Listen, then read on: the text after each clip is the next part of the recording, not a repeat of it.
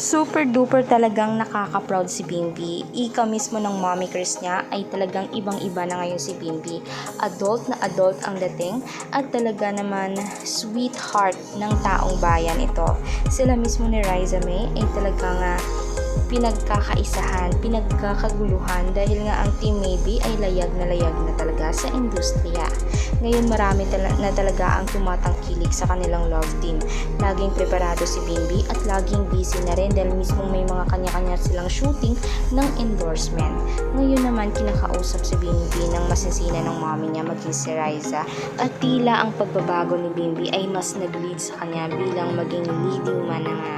Sa susunod kukunin na siyang leading man din mismo ni Riza at bibigyan sila ng patok na mismo nga cinema movie na talagang sila ang magtatambalan, sila ang magkakatuluyan ng ending.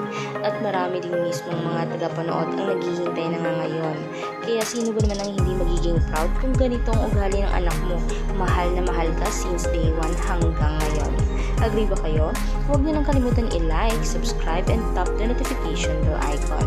Thank you!